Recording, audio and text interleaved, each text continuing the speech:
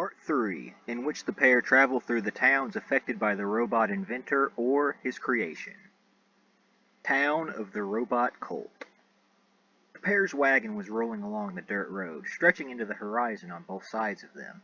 Philemon looked down at the wagon wheel marks in the earth. They crisscrossed identical marks that had been left by previous travelers. Nothing identifying, though. Philemon found enjoyment in their new, more leisurely form of locomotion. The journey between towns was slower, but it did not seem to matter all that much.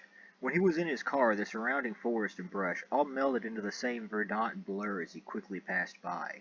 In their wagon, everything was still in detail, the individual leaves and branches and the idiosyncrasies put upon them by the changing of the season or climate. No detail lost due to the speed of their passing. "Phil, there's something ahead." And like bosses said, there came into view a settlement of some sort. It was really just cleared area of land on each side of the road where an assortment of tents stood. It seemed as if the occupants of these tents were rummaging through the contents of numerous wooden crates. "Hello there, strangers." A man in strange attire approached them from the group. "Welcome to our humble community. Are you only looking to pass through?" "Yeah, I think we'll just be on our way." Philemon scanned the area around him. The only sort of buildings in sight were nothing more than camping tents. Looking to trade here would probably be a wasted effort, but bosses seemed to think otherwise. "We don't have to pass through so quickly. We have wares to trade, if you would be interested." "Funny you should say that." The man glanced around at the assortment of crates around the tents. "We may have just received items to trade ourselves. We just have to sort through them, if you wouldn't mind waiting. We are also setting up a celebration, kind of a holiday event. We have to commemorate the arrival of new crates." "Phil, a celebration!" She grabbed his hand. "How often do you have this, celebration? What does it entail?" Philemon couldn't mask the confusion in his voice. "Well, I suppose I should recount the first time it happened. If you are wondering about our strange garb, you should know we follow the religion of Kokbaism. Kokba was a hero of righteousness against the authoritarians who would take control and corrupt the divinely inspired society that he was the champion of." "Right." Philemon stated this with an air of worry. The last time a group of people explained their spiritual background, it ended with him caged. Now maybe this hero did exist, or just a legendary pillar to their ideology. Philemon had no way of knowing, but he would not be acted upon in the same way he was back in that town of Mount Azazel. The man seemed to recognize his apprehension and continued on. "So the idea of being against the authoritarianism of the time come in different forms, I should say.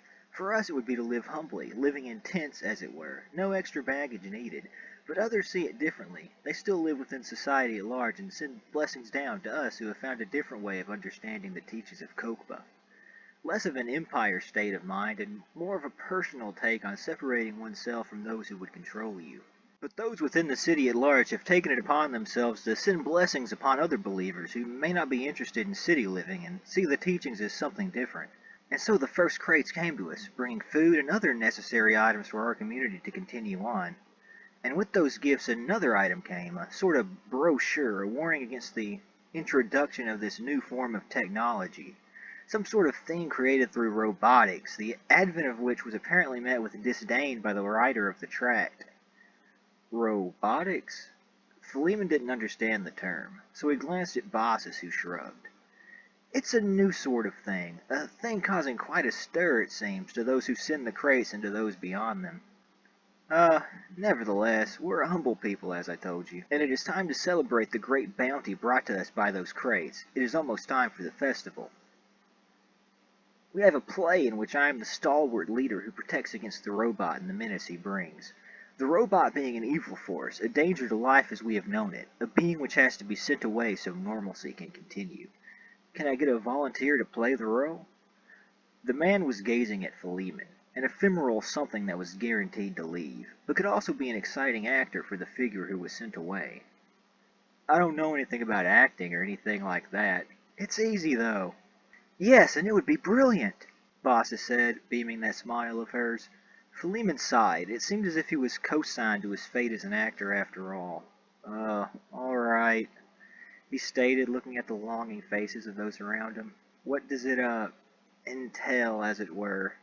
Philemon asked as those self-same crates that made up the offering sent to this town were repurposed into the shape of an antagonistic robotic villain who was attacking their town, and who would be vanquished by the righteousness of their designated leader, showing virtue against this mechanical invader.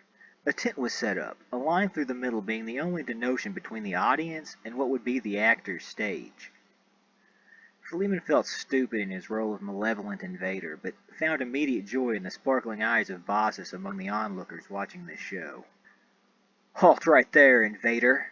The man raised a cardboard sword in Philemon's direction, who was hidden inside his crate armor.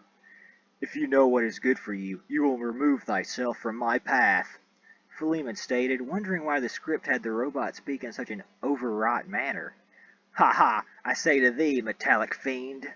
Both actors are going to be verbose, Philemon realized. "This blade is filled with the goodwill and righteousness of all in this community who will see to my victory and liberation from thee, machination." The crowd cheered the man, who only looked more resolute after his speech. My turn again, Philemon thought, feeling his face burn red from embarrassment. He knew all eyes would shift back to him.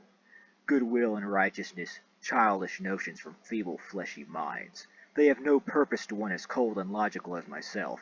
He raised his gun, of course not the pistol he always kept, but a toy, a thing that spun and made noises as the trigger was pulled. And as the trigger was pulled, all outside light was blocked from the tent, and a woman at the side of their stage sent a flashlight beam forward in the direction of the man, who slashed them away one by one. The light was brought back on for the final action of the cardboard blade crashing against the chest-piece armor of Philemon's robotic suit, causing Philemon to fall back and sputter his final mechanical breaths as the robot began to lose function and lay on the ground. The play was over as the crowd started clapping and laughing at the victory of their representative against the invading force.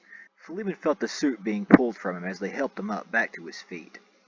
"Phil, you're bright red," Baucis said as she approached him once more. "Yeah, it was pretty hot in that suit." "Marvelous work!" His acting partner praised as he patted Philemon's shoulder.